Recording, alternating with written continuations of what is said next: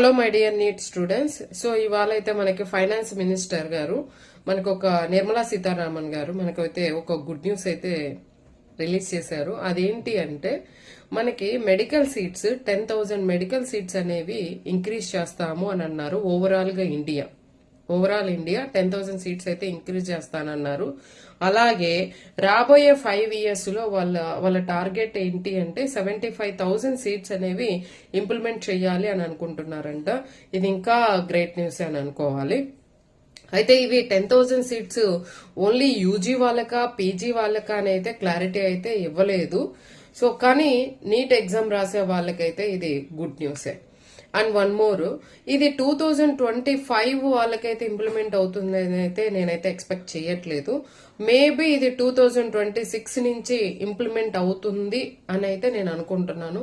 Of course 2025 implement అయితే ఇంకా మీకు హ్యాపీయే.